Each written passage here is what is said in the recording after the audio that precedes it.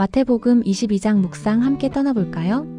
오늘은 마태복음 22장을 차례대로 묵상하며 우리 삶에 주시는 하나님의 메시지를 깊이 알아보고 적용하는 시간을 갖겠습니다. 먼저 1절부터 14절까지의 혼인잔치 비유입니다. 예수님은 천국을 아들을 위해 혼인잔치를 베푼 왕에 비유하시죠. 왕은 종들을 보내 잔치에 사람들을 초대하지만 초대받은 사람들은 핑계를 대며 거절하고 심지어 왕의 종들을 학대하고 죽이기까지 합니다. 분노한 왕은 군대를 보내 그들을 멸하고 길거리에서 만나는 모든 사람들을 잔치에 초대합니다. 그런데 잔치에 참여한 사람 중 예복을 입지 않은 자가 발견되어 쫓겨납니다. 이 비유는 우리에게 무엇을 말해줄까요? 혼인잔치는 하나님께서 우리를 천국으로 초대하시는 것을 상징합니다. 하지만 많은 사람들이 세상의 쾌락과 욕심에 눈이 멀어 하나님의 초대를 거절합니다. 그들은 자신의 일에 몰두하거나 다른 사람들과의 관계에 얽매여 하나님의 말씀을 듣지 못합니다. 왕의 종들을 학대하고 죽인 것은 하나님의 말씀을 전하는 사람들을 핍박하는 것을 의미합니다.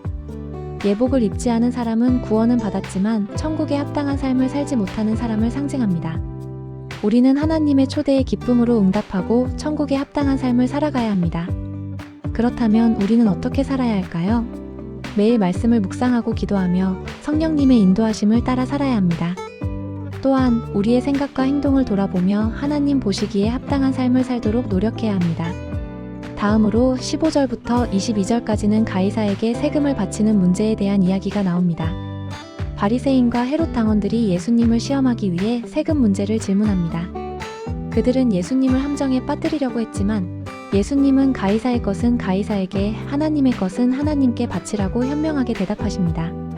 이 말씀은 우리에게 무엇을 가르쳐 줄까요? 우리는 세상의 법과 질서를 존중해야 하지만 동시에 하나님께 대한 의무도 소홀히 해서는 안 됩니다.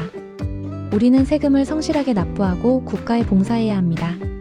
하지만 그것이 하나님의 뜻에 어긋나는 것이라면 우리는 하나님의 말씀에 순종해야 합니다. 우리는 세상의 것에 매여 살지 말고 하나님 나라를 먼저 구해야 합니다. 우리는 물질적인 풍요보다 영적인 풍요를 추구하며 세상의 가치관이 아닌 하나님의 가치관을 따라 살아야 합니다. 이제 23절부터 33절까지의 부활 논쟁을 살펴볼까요? 사두개인들은 부활이 없다고 주장하며 예수님께 질문합니다. 그들은 7형제가 한 여자와 결혼했는데 부활 때에는 누구의 아내가 되느냐고 묻습니다.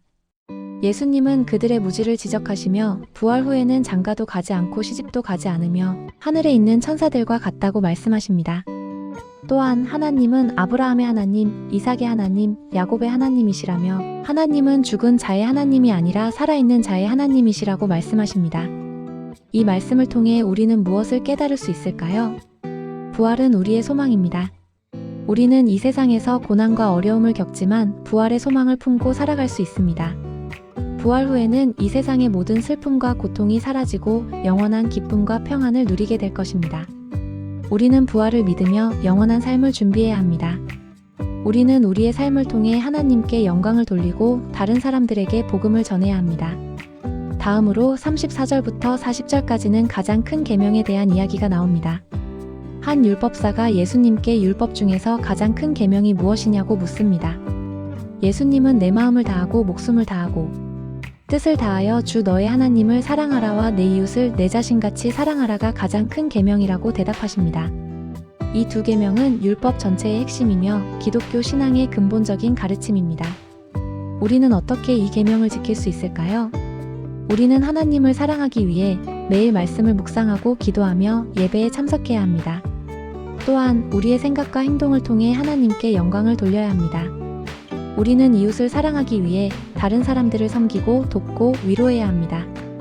우리는 우리의 시간과 재능을 사용하여 어려운 사람들을 돕고 복음을 전해야 합니다. 하나님 사랑과 이웃 사랑은 분리될 수 없습니다. 우리는 하나님을 사랑하는 마음으로 이웃을 사랑하고 이웃을 사랑하는 마음으로 하나님을 사랑해야 합니다. 마지막으로 41절부터 46절까지는 그리스도의 정체성에 대한 질문이 나옵니다. 예수님은 바리새인들에게 그리스도가 다윗의 자손이면서 어떻게 다윗의 주가 될 수 있는지 묻습니다. 그들은 대답하지 못하고 그날 이후로 감히 예수님께 묻는 사람이 없었습니다. 이는 예수님의 신성과 권위를 드러내는 부분입니다. 우리는 예수님을 누구라고 생각하십니까? 예수님은 하나님의 아들이시며 우리의 구원자이십니다. 예수님은 우리를 죄에서 구원하시기 위해 이 땅에 오셨고 십자가에 못 박혀 죽으셨습니다. 예수님은 부활하셔서 승천하셨고 지금도 우리를 위해 간구하고 계십니다. 우리는 예수님을 믿고 그분을 우리의 주님으로 고백해야 합니다. 우리는 예수님의 말씀을 따라 살고 그분을 닮아가도록 노력해야 합니다.